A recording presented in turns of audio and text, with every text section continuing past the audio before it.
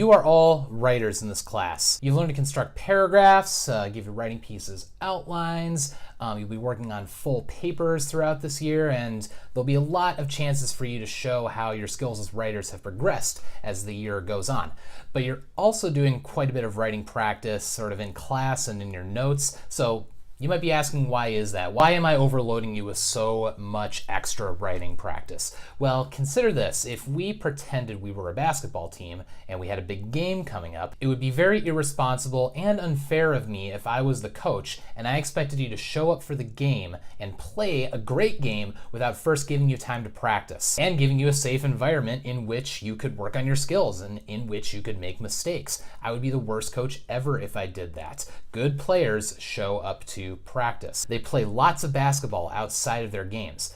This is just being a good athlete, and the same concept applies to being a good writer. So the focus of this video is giving you a specific strategy that can be employed whether your piece of writing is 1 paragraph long or 100 paragraphs long. It really doesn't matter. This is just kind of a really nice, concise way you can do some editing on your own, or it's a way that you can edit each other's papers as well. And I think it'll prove to be really helpful for you throughout the year. However, it's going to be particularly useful when working on your main graded writing projects. This is called STAR revision. It's an acronym, which means that every letter in the word STAR stands for a specific aspect of the strategy. So we'll go through these one at a time, and I'll actually have some things for you to work on throughout the video to kind of practice each of these aspects of STAR revision. The first one I want to cover is substituting.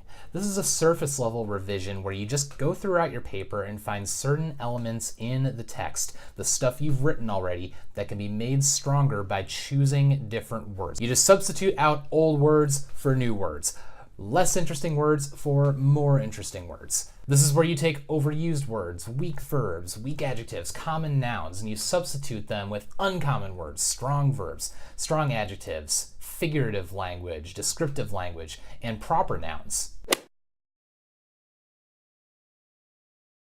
This is also a chance to remove dead words from our paper. Now, it may seem a little intense to call some of these words dead, but I'm about to give you a list of words that you should really try to avoid in your writing based on just how overused they are in general. And quite honestly, if you develop a habit of not using these words and kind of using the replacement words that you might come up with right now, it's really going to distinguish your writing. It's really going to make your writing stand out amongst the crowd. I want you to come up with a word or words that you will try to make into sort of a habitual replacement for these easy choices. This is going to really help you develop your voice as a writer.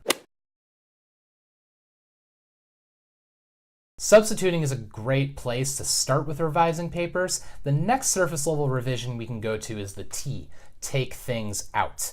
This is where you need to identify unnecessary repetitions. This means you don't want to be saying the same thing over and over in your paper.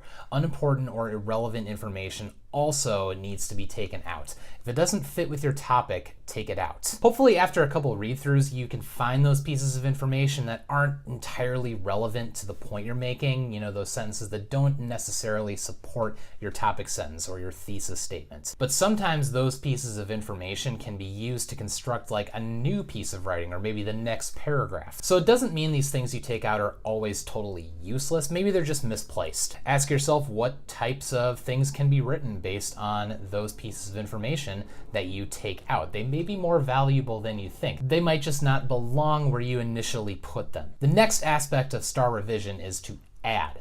This is where your writing can benefit from the addition of more detail into your topic, descriptions of specific elements of your topic, new information that might spark your reader's interest, figurative language that enhances your points, development and background of the topic, and clarifications about what certain topic-specific words might mean. The final way to revise your own writing is to rearrange.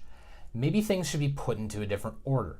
The sequence of how information is arranged in your writing definitely matters, and being intentional about it can produce a desired effect. It can also make your paper look more organized and more well-developed. When you start rearranging, you may find that you need to edit the structure itself. Maybe 1 paragraph becomes 2. Maybe the information you decided was not needed leads into the next part of your paper. Rearranging can help you develop a strong structure to your current piece of writing.